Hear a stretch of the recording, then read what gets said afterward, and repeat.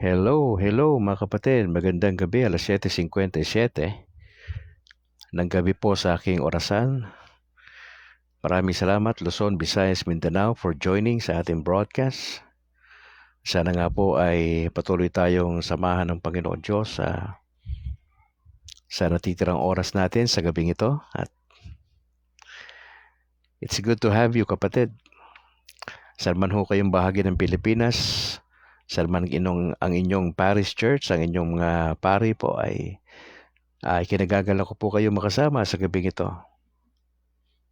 Maraming salamat mga kapatid for praying for this ministry.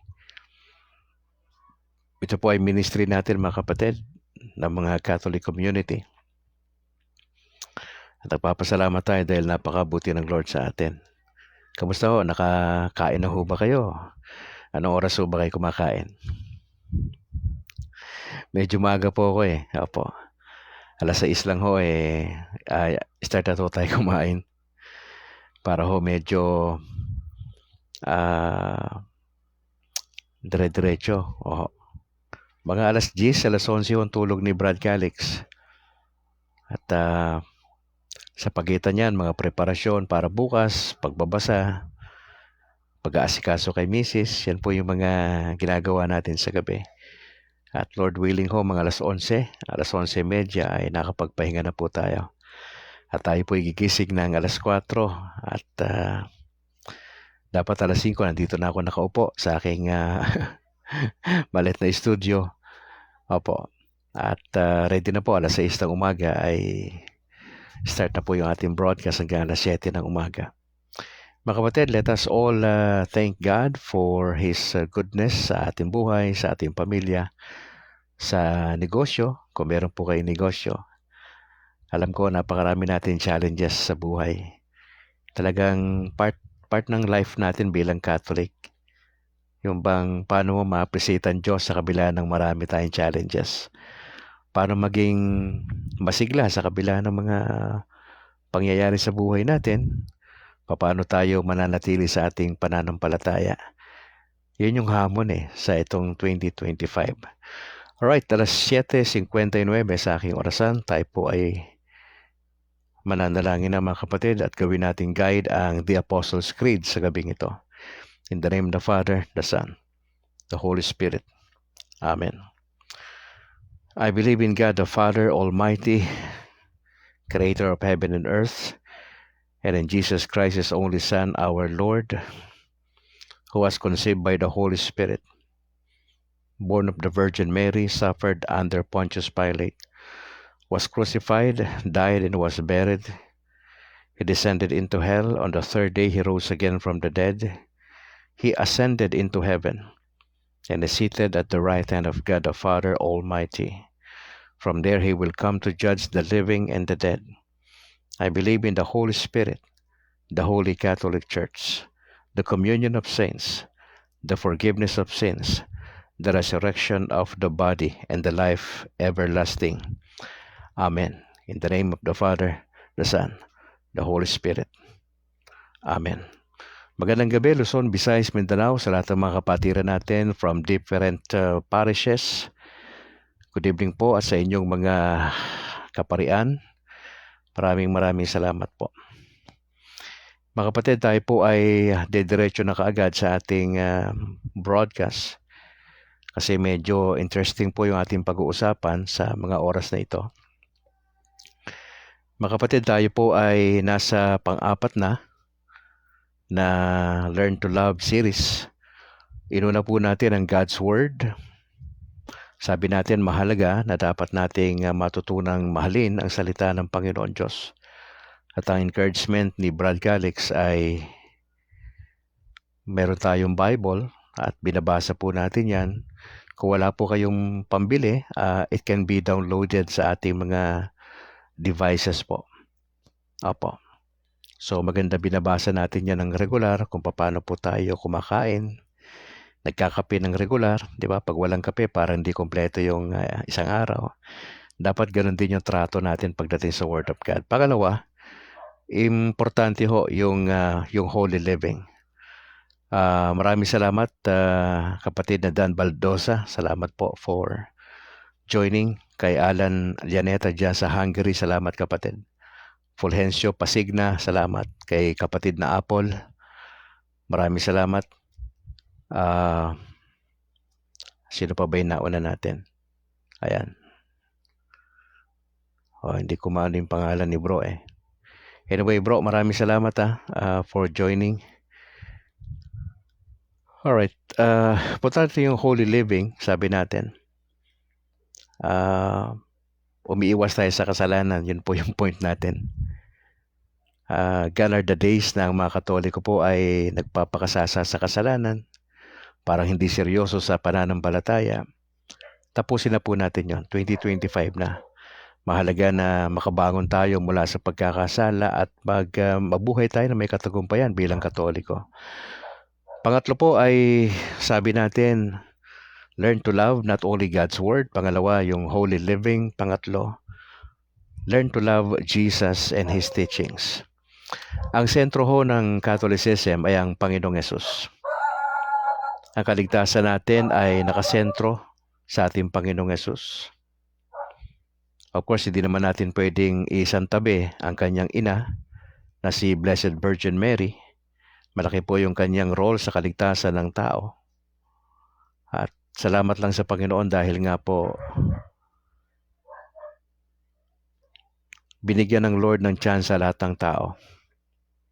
At nasa tao na ho talaga ang pagpapasya kung siya ay tutugon sa paanyaya ng ating Panginoong Hesus. Elfrey Soto Habido, magandang gabi ho. Watching from Himamaylan, maayong gabi, Brad Calix. Maraming salamat po. Fulgencio Pasigna, happy birthday. Tama ba? Birthday niya raw ngayon. Happy birthday po. Kapatid, God bless Fulgencio Pasigna. At ngayong gabi, pag-usapan natin na learn to love the community. Meaning, pag sinabi natin community, the church, the brethren. Darling May Peñaflor, si Bonga, good evening bro Calix, kararating ko lang, sabi niya. Galing daw sa work. God bless po kapatid na May Peñaflor. Mga kapatid, Matthew chapter 16 verse 18. Ito po yung ating pinagkukunang talata. Patungkol po sa ating pinaninindigan na ang Iglesia Katolika Romana, ang iglesia na itinatag ng ating Panginoong Hesus. Batay po sa talatang ito. Ang sabi po sa Matthew 16:18, ang sabi ng Lord mismo kay Peter, so I tell you, Peter, you are a rock. And on this rock foundation, I will build my church. And not even death will ever be able to overcome it. I will give you the keys of the kingdom of heaven. What you prohibit on earth will be prohibited in heaven, and what you permit on earth will be permitted in heaven. Sonet Senas, magandang gabi po. God bless sa Senas family. Ito pong talatang ito ng chapter 16, 17 or 18 to 19 ay ito po yung talata na pinaniniwalaan natin bilang Katoliko, na naniniwala tayo na walang ibang simbahang itinatag ang Panginoong Hesus sa kanyang panahon sa lupa na eventually nakilala po na Catholic Church.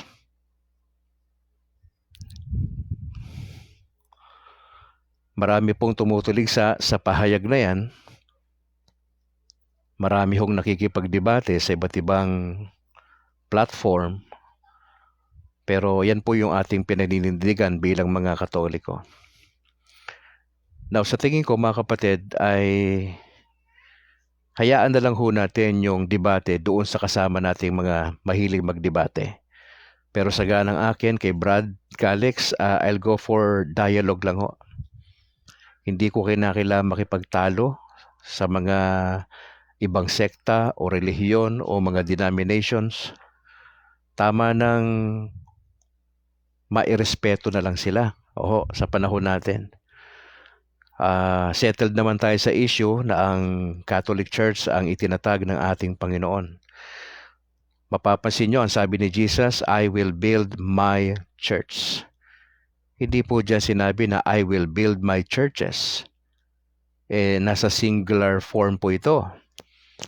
Yan po yung iglesia mismo ng ating Panginoong Jesucristo at ang pinagkatiwalaan ng Panginoon Diyos ay si Peter na siyang unang papa o Santo Papa ng Catholic Church.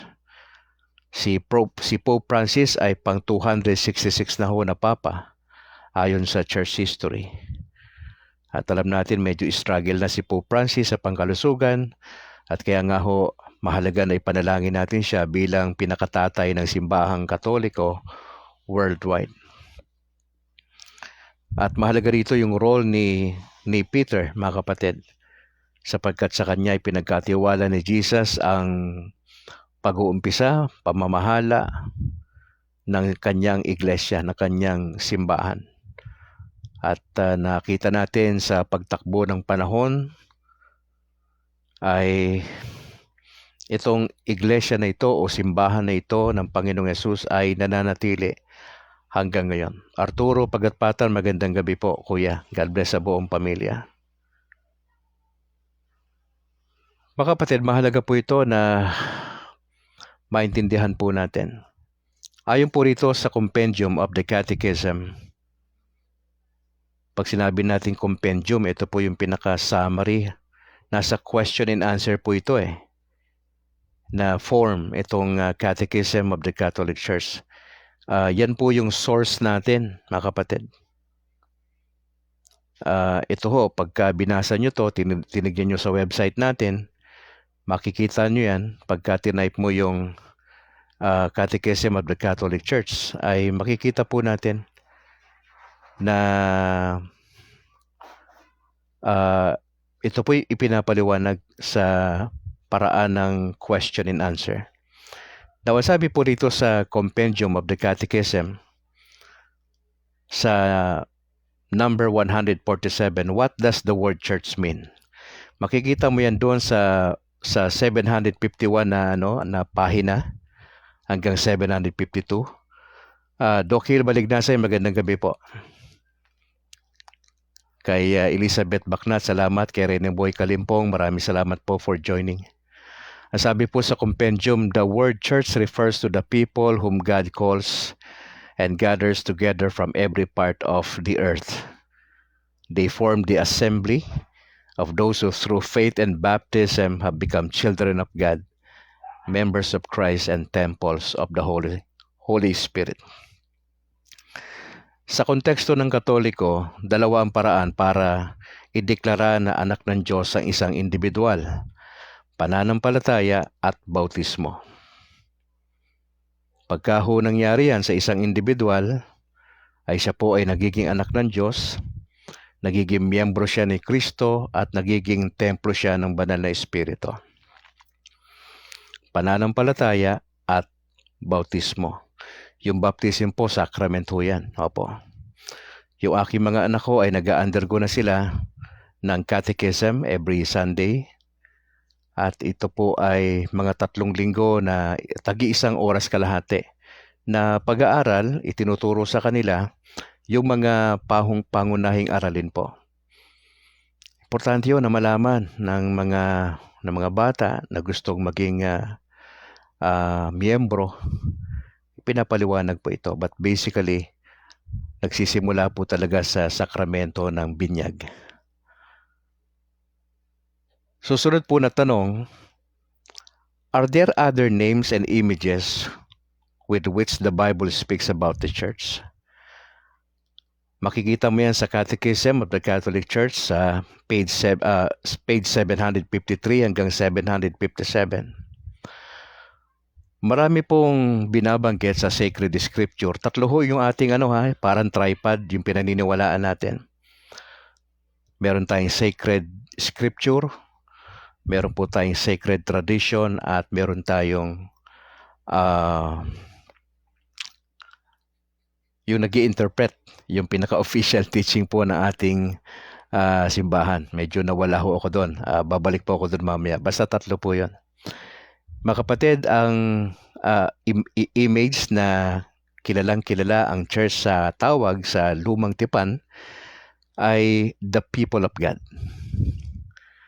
Sa Bagong Tipan po ay makikita natin yung images sa paraan po ng pastoral life. Tatlo ho yun. Ang church ay tinawag na sheepfold, flock o di kaya sheep.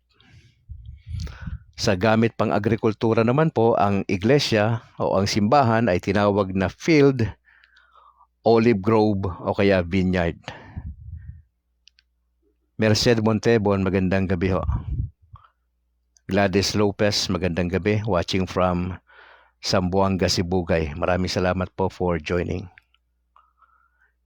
Elizabeth Baknat, magandang gabi uli. Kapatid Jojo Lupin, Magisterium. Ayun, salamat Jojo sa pagpapaalala.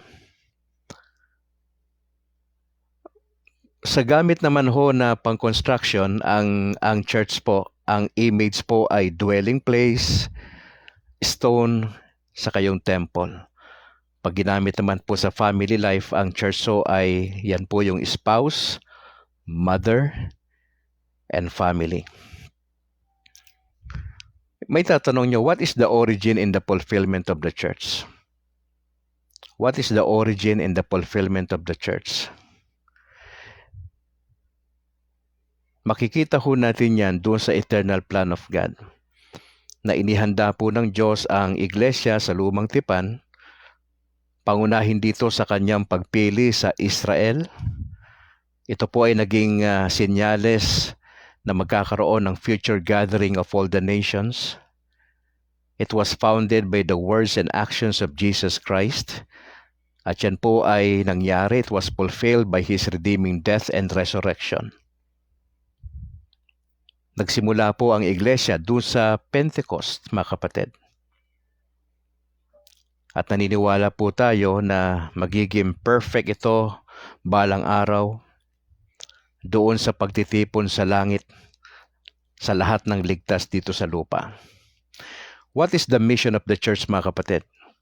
The mission of the church is to proclaim and establish the kingdom of God begun by Jesus Christ among all people. Yan po yung makikita nyo sa compendium of the Catechism of the Catholic Church, na ang misyon ng iglesia ay ipahayag at ma-establish itong kingdom of God, yung the rule of God na pinasimula ng ating Panginoon Diyos among all peoples. The church constitutes on earth the seed and beginning of the salvific kingdom.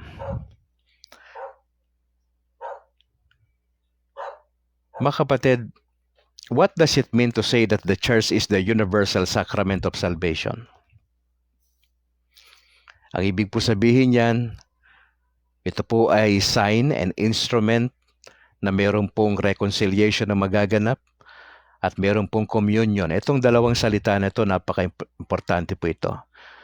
Magkakaroon ng reconciliation at communion of all humanity with God and of the unity of the entire human race. Kaya nga, universal sacrament of salvation. Kaya mahalaga ito, mga kapatid, yung issue ng simbahan na pinaniniwalaan po natin. At siyempre, mahalaga po na makapagkwento tayo sa ating mga mahal sa buhay.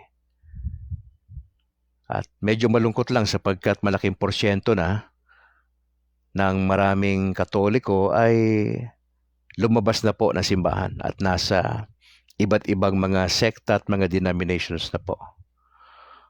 At syempre, kung pare ang tatanungin po natin, ay sila ay patuloy na nanalangin na yung mga lumabas ng simbahan ay makababalik pa rin. Bobby Tarok, magandang gabi bro. God bless. Salamat sa pag-share ng ating video bro. Serbiliano Manguera, magandang gabi po. Apo. Sinabi ni Bro Arturo Pagatpatan, the mission of the church is in the commissioning of the apostles before Jesus went to heaven. Tama po yan. At yan po ay itinutuloy sa ating panahon. At tayo bilang mga nabinyagan, ay tayo po ay mga missionaries na kinakailangan tayo na magbahagi ng salita ng Diyos sa ating mga mahal sa buhay. Hindi po yan trabaho ng pari lang, ng mga bishops natin. Ang pagpapahayag ng salita ng Diyos ay gawaing pangkalahatan ng lahat ng dumaan sa sakramento ng binyag. Mga kapatid, ang church po ay tinawag siyang people of God, the body of Christ, temple of the Holy Spirit. Bakit po people of God? Because it pleased God to sanctify and save men, not in isolation but by making them into one people gathered together by the unity of the Father and the Son and the Holy Spirit. Mga tao ng Diyos. Babalik ka pa rin doon sa idea yung bang Trinitarian. Mga kapatid, huwag niyong kalimutan na ang simbahang Katolika ay Trinitarian po tayo. Hindi tayo oneness.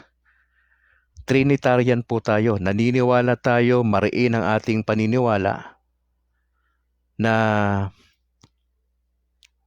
lahat ng doktrina o aral ng simbahang Katolika ay babalik at babalik yan doon sa Trinity. Iisang Diyos pero inihayag sa tatlong persona. May kanya-kanya silang role na ginagampanan. Nagkakaisa ang Trinity. Hindi sila nagkakagulo. At dapat sa iglesia ho ay ganun din. Meron tayong unity. Bagamat in reality, medyo hindi masyadong nangyayari yon sa panahon natin. Pero sinusubukan natin na magkaisa tayo sa panahon na ito at sa panahong darating. Edita Hubo, magandang gabi po. Magandang gabi rin sa akin may bahay. Ganon din kay Nathan Rose Iligan. Maraming salamat po for joining sa ating broadcast. Ano po yung katangian ng people of God? What are the characteristics of the people of God? Mga kapatid, one becomes a member of these people through faith in Christ and baptism. Magkasama po yung pananampalataya at binyag.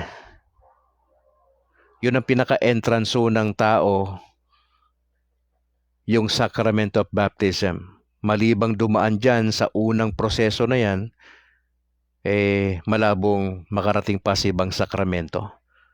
Kaya ho tayo medyo madugo yung proseso Dapat dumaan talaga ang isang tao dun sa sakramento ng binyag. Yun ang pinaka-entrance papunta sa marami pang sakramentong dadaanan. Corazon Gagi, magandang gabi po. Good evening everyone, ang sabi niya. Salamat sa Panginoon dahil nagkita-kita ho tayo ngayong gabi mga kapatid. Now, this people has for its origin God the Father. Nagpasimula doon sa Diyos Ama.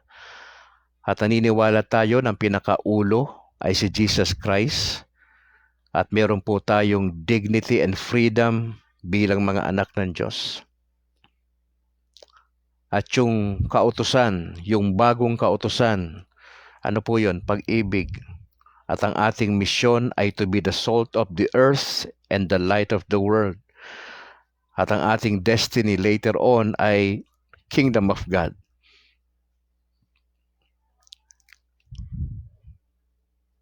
Now, in what way does the people of God share in the three functions of Christ as priest, prophet, and king?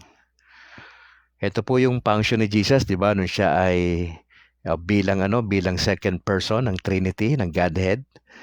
Siya po ay priest, prophet, and king. Paano naman yan? Naging kabahagi dyan ang simbahan o ang iglesia. Sabi rito, the people of God participate in Christ's priestly office insofar as the baptized are consecrated by the Holy Spirit to offer spiritual sacrifices. Yan po yung pinapagawa sa church. They share in Christ's prophetic office when with a supernatural sense of faith, they adhere unfailingly to that faith and deepen their understanding and witness to it.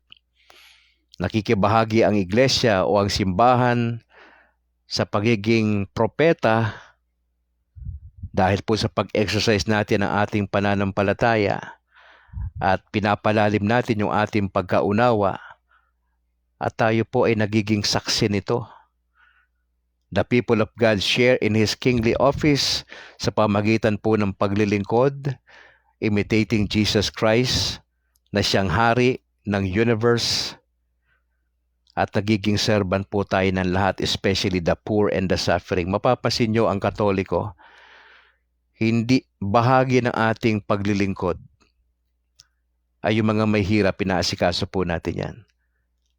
Ang Catholic Church po ang yung the biggest charitable institutions sa buong mundo. Ang Katoliko lang ho meron yan. Pinakamalaking charitable institutions ang Catholic Church worldwide. Kasi nagpapahalaga tayo sa mga may hirap at yung mga nagsasuffer po na individual. Naasikaso po natin yan. Kaya ho may mga religious orders na nakafocus sila sa mga may hirap na tao, yung mga nagkakasakit. Naalala si Mother Teresa, di ba? Yung kanyang focus, yung mga nagkakasakit Naandun yung kanyang panahon. At salamat sa Panginoon sapagkat sa simbahan po natin ay nagpapahalaga tayo sa mga taong nasa laylayan. Pang-ekonomiya, walang-wala, pero ang simbahan ay sinusubukan natin maglaan ng pondo para ho kalingain natin ang mga may hirap at yung mga may pinagdadaanan. Mga kapatid, ang church po ay body of Christ. Mahalaga dito na meron tayong pagkakaisa. Mahalaga sa atin yung Eucharist bilang Katoliko. Yung Sacrament of Baptism, the Sacrament of bago yung Eucharist, yung Confirmation at yung Eucharist. Yun po yung Christian initiation na tinatawag natin. Napaka-importante ho yan sa atin. Yung unang tatlo na yan. Yan yung Christian initiation, the Sacrament of Baptism. Diyan ka naging anak ng Diyos, diyan ibinigay sa iyo ang banal na Espiritu, diyan tinanggal yung original sin mo, kapatid. At doon po sa confirmation ay doon ka ginawang sundalo. Ibinigay sa iyo ang bunga ng banal na Espiritu na para ba sinasabi sa iyo ng Panginoon Diyos, tumayo ka bilang Katoliko, be a witness in the name of the Lord Jesus Christ. Tumayo ka, ipaglaban mo yung pananampalataya. Pepito Barbon, magandang gabi. Maraming salamat for joining sa ating broadcast. At mapapansin nyo kapag tayo dumadalo sa misa, mahalaga sa atin yung dalawang bagay, yung liturgy of the word at yung yung Holy Communion. Kaya nga mahalaga sa isang Katoliko na pinaghahandaan natin ang kada pagpunta natin sa simbahan. Hindi na mahalaga kung anong oras ka dumadalo sa misa, pero ang point, bago ka humarap sa misa, nakahanda po tayo. Na very much encouraged na tayo ay nasa confession muna, nakaharap tayo sa parit na pagsisiya ng ating kasalanan bago tayo mag-partake sa Holy Communion. Napaka-importante na nagkaroon tayo ng examination of our conscience. Napaka-importante po yan, mga kapatid. Kaya titignan natin na tayo bilang katawan ni Kristo, dapat may pagpapahalaga tayo sa bagay po na ito. Na huwag nating dudungisan ang pangalan ng ating Panginoong Hesus. Maging maingat tayo sa ating pamumuhay. Kaya nga itong Learn to Love series natin, una, diniscuss ko sa inyo, learn to love God's Word. Mahalaga po yun. Pangalawa, yung maayos na pamumuhay, yung holy life, holy living. Hindi po idea nito na lagi ka nagbabasa ng Bible. Hindi ho ganon. Part ng holy living po yung maayos na testimony bilang Katoliko. Kung kayo po ay negosyante, tama ang timbangan nyo. Kung may-ari ka ng kumpanya, nagpapasahod ka ng tama sa mga empleyado mo. Pag pinapa-extend mo sila ng trabaho, may additional na bayad po yon. Opo. Huwag mo naman nililay off yung mga tao every 6 months para hindi ka makabayad ng buwis. Tinatakasan mo yung responsibilidad mo bilang may-ari ng kumpanya. Masama po yan. Bawal po yan. Pag Katoliko po kayo matino, hindi nyo po gagawin yan. Nagpa-file po kayo ng income tax return. Tama po yung inyong entry, nilalagay. Honest po kayo. Importante yan bilang Katoliko, mga kapatid. Kaya po, yan ang sinishare ni Brad Calix sa inyo. Kasi bilang katawan ng ating Panginoon Diyos, siyempre, papayag ka ba na body of Christ ka tapos ang buhay natin hindi maganda? Pangatlo, nakita natin Jesus and His teachings. Ang sentro natin sa buhay na ito ay ang Panginoon at ang kanyang mga turo. Grimar Nicole Padiranga Acasel. Okay. Magandang gabi po kapatid at samahan kayo ng Panginoon Diyos ang inyong pamilya. June Montes Arimado. Marhay na banggi po sa Gabos. Bicol po yan na salita, mga kapatid. Saan po ba kayo, kapatid na June Arimado sa Bicol? Kami ho'y taga Catanduanes, yung aking probinsya. Sa Calulbon, Palawig, dyan sa Catanduanes. Opo. At ngayon nga ho, pinag-uusapan natin yung learn to love the community, the church. Mga kapatid, as I close, medyo madugo ho itong pinag-uusapan natin. Sinisiris natin itong learn to love kasi I believe ito yung impression sa akin ng Banal na Espiritu. Mahalaga po na balikan natin to ngayong taon. Marahil po nakalimutan lang natin. Nakapagbigay lang tayo masyado ng focus sa ating sarili, negosyo, career, investment at sa ibang bagay. Nakaligtaan natin yung ano ba yung mas mahalaga. Mahalaga ang salita ng Diyos, kapatid. Pangalawa, yung holy living. Mahalaga po ito. Mahalaga si Jesus at yung kanyang turo. At ngayong ikaapat, yung komunidad. Mga kapatid, tandaan po ninyo ito. Mahalaga sa atin bilang Katoliko na magkaroon tayo ng healthy spiritual life. Personal po yan. Kung paano ka haharap sa Diyos. Pagka namatay ka, harap ka sa Diyos, meron kagad tayong particular judgment. Hahatulan ka kagad ng Diyos the moment na mamatay ka. Yan ang ating pinaniniwalaan bilang Katoliko. At ang hahatol mismo ang Panginoong Yesus. Kaya humahalaga bilang Katoliko, isipin natin na kamusta ang aking ginawa dito sa lupa. Hindi lang spiritual life, mga kapatid, kundi magkaroon tayo ng healthy family life. Yan po ay communal eh. Pag sinabi nating pamilya, community yan eh. Opo eh. At alam po ninyo, meron kang dapat effort dyan and participation. Ligaspi daw.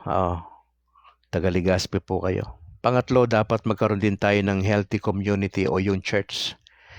Sinasuggest ko nga po sa inyo, di ba, kasi naobserbahan ko to sa ilang buwan ko ng pagsisimba sa Katoliko. Napansin ko, 1 oras lang naman yung misa natin. Tayo po atang pinakamikli nagsisimba eh. Kada linggo, 1 oras lang, nandun na lahat. Nakadalawang luhod na po tayo niyan, kompleto na po yan. Meron ng procession sa unahan yan, may homily na 20-25 minutes. Naobserbahan ko lang, nagmamadali tayo pagkatapos ng misa. Nagbibless pa lang si Father eh, naglalakad na po yung iba sa likod eh. I'd like to propose, mga kapatid, pag-isipan po natin ito, huwag kayo nagmamadali pag misa. Ang point ni Brad Calix, pagkatapos ng misa, mag-usap yung ibang mga member ng mga pamilya. Maski na 2-3 start tayo, magkape-kape tayo pagkatapos ng misa. Malawak naman yung natin sa simbahan, di ba? Maluwag naman yung natin. May mga lugar naman dyan, pwede magkape, di ba? May hall naman kayo, di ba? Meron kayong, may school, may gathering, di ba? May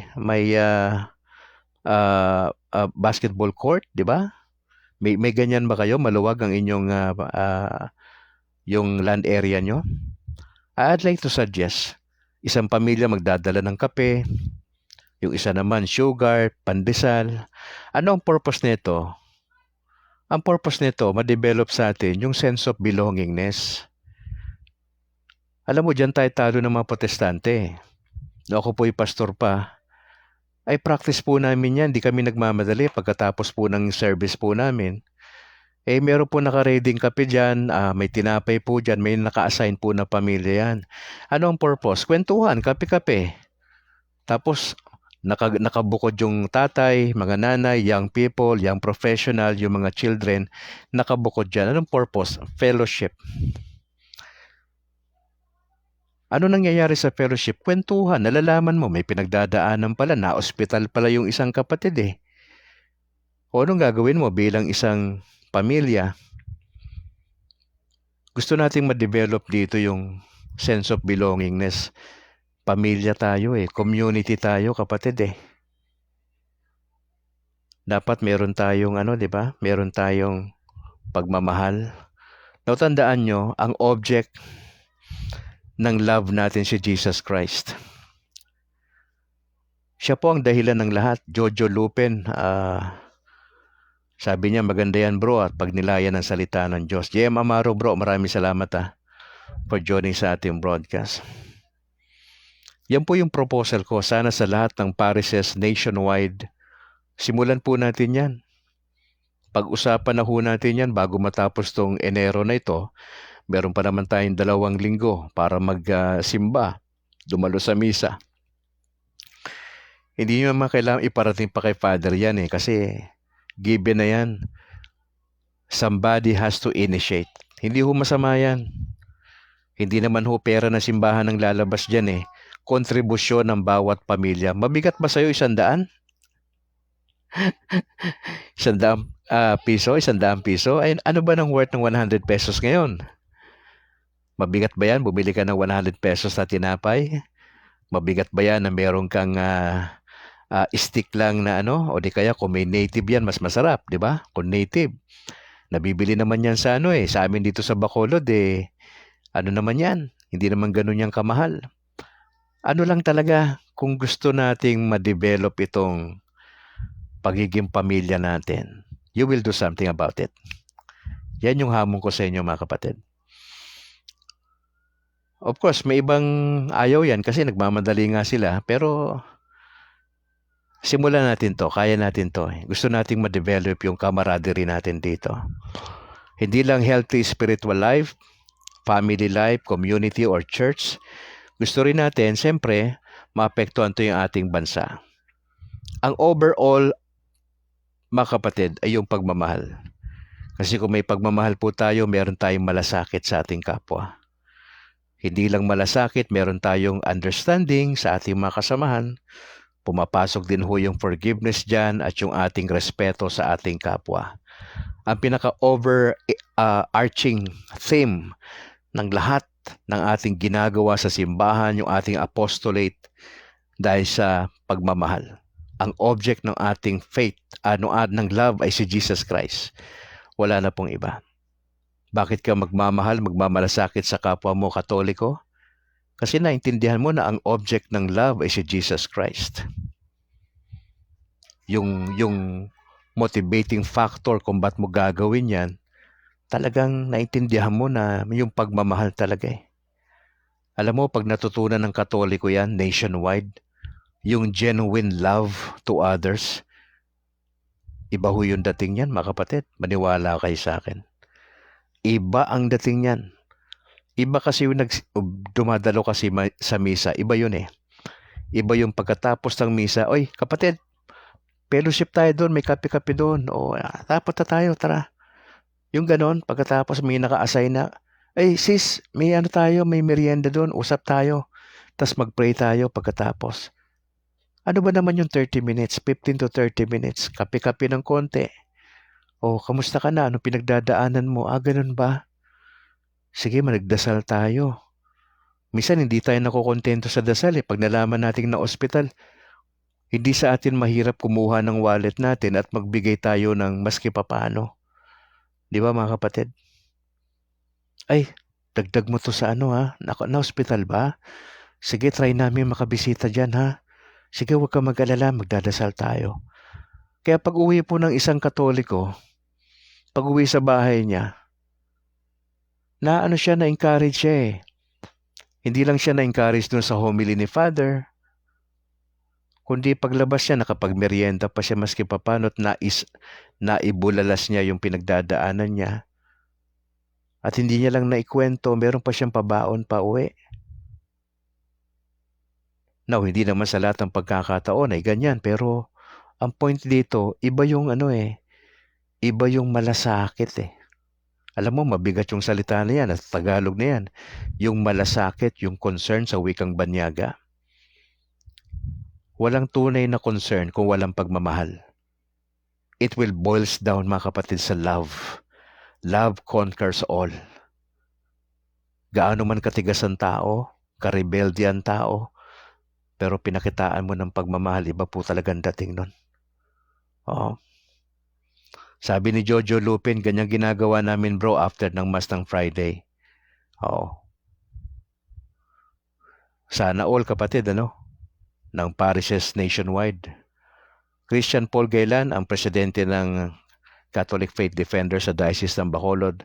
Magandang gabi kapatid, Christian Paul Gaylan, sa buong pamilya. Regards kay Papa mo ha. Oo. At kay Mama mo rin. Mga kapatid, I'd like to encourage you na magpatuloy tayo bilang Katoliko. Huwag na ho tayo mag-away ng iba. Tapos na tayo dyan. Hayaan na natin dyan yung iba. Ang ating concentration sa mga panahon na ito, let us all learn to love. Yun na lang tayo. Mas mahalaga kay Brad Calix na sumentro tayo sa mas importante, yung ating relationship sa Panginoon Diyos. Yung relationship natin sa kapwa natin. Actually, dalawa lang naman yung 10 Commandments eh. Loving God and loving your neighbor. Yung loving na salita, napaka-challenging po niyan kasi kung hindi mo naranasan yan nung bata ka pa na mahalin ka ng parents mo, ang hirap magmahal sa iba. Maniwala ka sa akin. Kung ikaw ay bunga ng broken family po kayo, broken marriages, ang hirap i-apply niyan, yung loving God and loving others. Oo. Hirap na hirap ka dyan. Lalo na yung bata ka, may trauma ka, pinabayaan ka ng parents mo, iniwan kayo ng tatay nyo, di ba? Siyempre, no, ikaw din nagkapamilya, may tendency ka rin gawin yan kasi hindi ka naman papayag siguro na, di ba? Makakaganti sa isang banda. Pero siyempre, pagka tama yung relasyon mo sa Panginoon Diyos, walang ganong isip. Opo. Manatili po kayong Katoliko, mga kapatid, at yung mga kaibigan nating napunta na ng ibang grupo. Ito para sa akin mga kapatid. Manalangin na lang tayo. At tayo ay mag-expect na somehow merong realization sa dulo at babalik din sila. Nakakapagod ho eh. Yung bang kukunin mo pa sila doon, nakakapagod yon. At wala ka masyadong time para dyan. Kung nagtatrabaho ka, hindi mo yan magagawa lagi. Pero ang pwede natin gawin, magdasal tayo at tayo umasa na sila buling babalik po. Huwag na tayo makipag-away sa iba, tama na. Pabayaan mo na sila Father Darwin dyan, Gatgano, oo.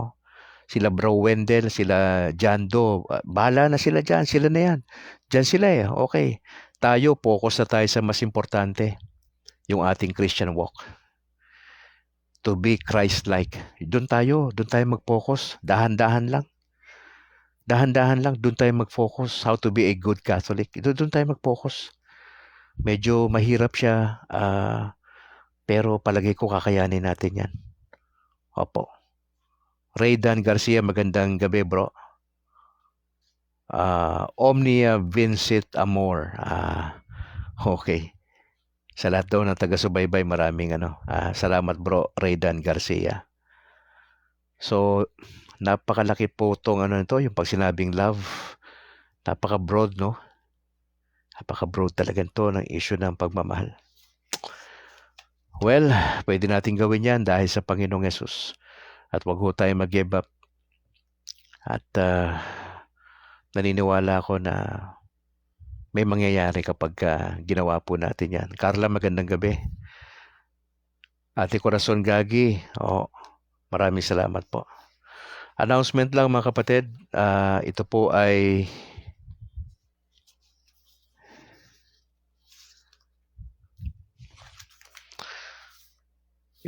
galing po sa Diocese ng Bacolod.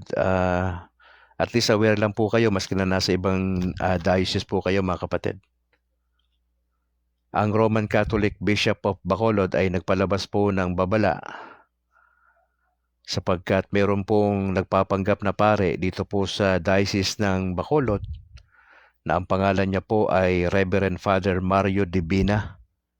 Ito po ay opisyal na pinalabas kaninang umaga na itong tao na ito ay nagpapakilala na siya daw po ay missionary priest of the chaplaincy of the Holy Trinity dyan sa Bago City. Nasa Sumag po ko, papunta hong south yan Sumag tapos Bago City na po, going south. Etong tao na ito na nagpapakilalang pare ng missionary priest daw siya ng chaplaincy na si Mario Divina ay nagbigay po ng babala. Ito po'y malawakang anunsyo dito sa Bacolod na pinag-iingat po lahat ng Katoliko. Hindi po siya pare ng Roman Catholic Church. Nakapaskil po yan Actually, hindi ko lang maipakita sa inyo rito pero sinishare ko lang ho ito. Baka sa lugar ninyo ay may mga nagpapanggap na pari din po. Opo. Yan po ay anunsyo ni Bishop Patricio Buson sa Diocese ng Bacolod. Mga kapatid, magbantay-bantay po tayo sapagkat may mga po talaga, gumagamit po talaga at nagpapanggap po. Napakahirap yan sa panahon natin na nagmimisa sa inyo, hindi pala pare na legit. Delikado po yan. Sabi ni Jojo Lupen, salamat sa Diyos bro at naliwanagan ka sa katotohanan. Bumalik ka sa totoong iglesyang tatag ng Panginoong Jesucristo. God bless bro at sa iyong buong pamilya.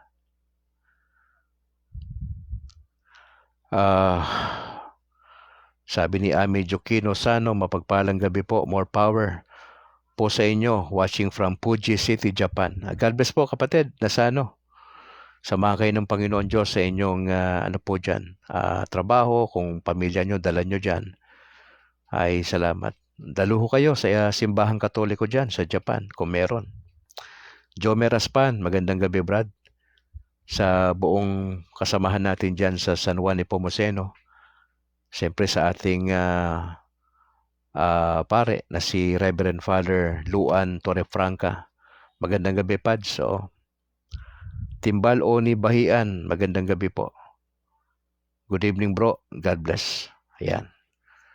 Alright, bukas magkikita tayo sa ganap na alas 6 na umaga hanggang alas 7 sa ating regular broadcast na Kabrad.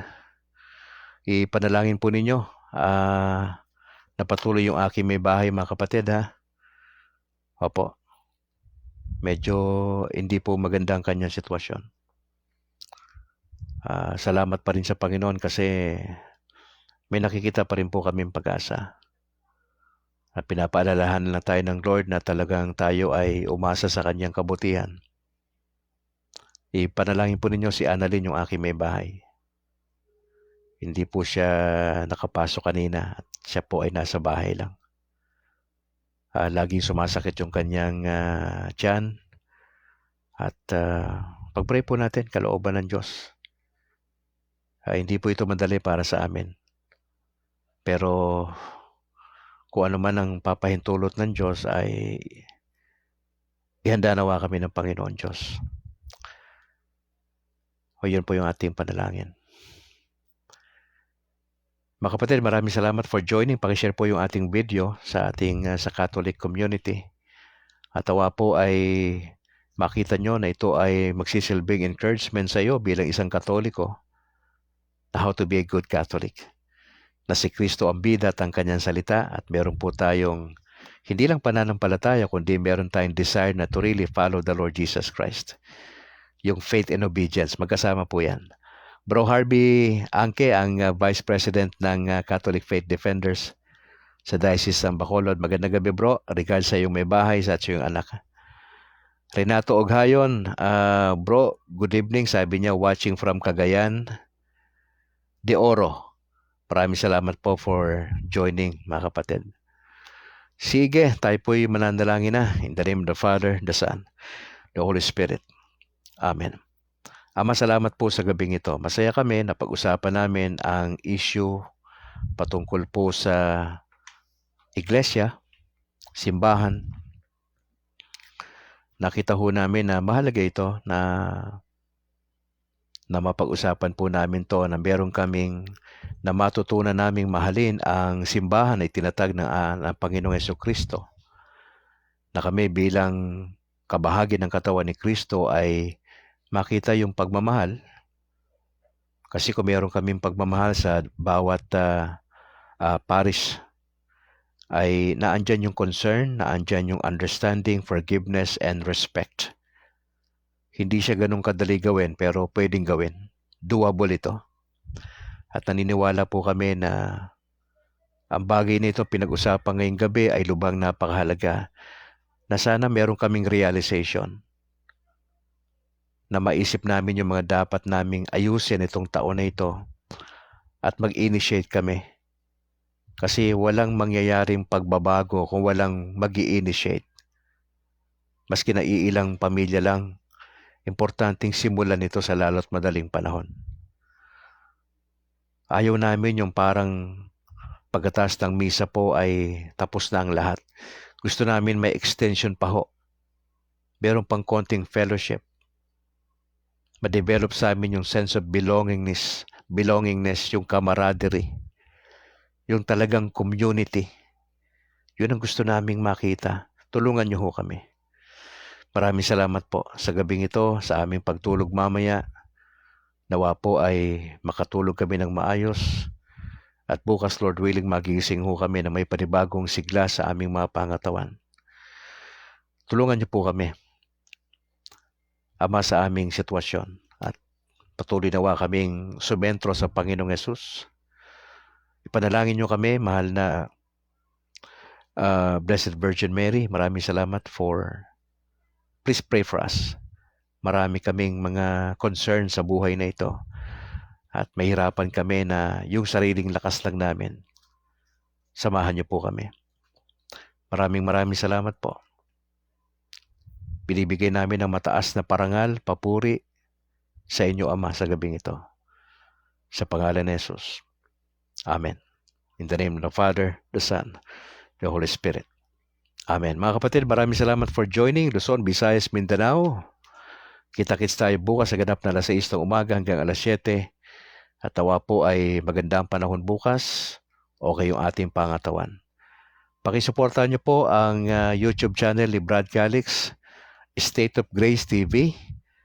Please subscribe mga kapatid. I-share po natin yung ating videos. Ipakalat natin to sa mga kapitbahay nyo, kamag-anak, kaibigan ng mga Katoliko at para ma-encourage po sila sa pinag-uusapan natin dito sa Learn to Love series. Sa ngalan po na aking may bahay na si Annalyn Ledesma Calixtro at yung aming dalawang anak na si James Philip at Alana Grace. Ako naman si Brad Calix mula rito sa Negros Occidental. To God be the glory mga kapatid. Maraming salamat po. And bye for now.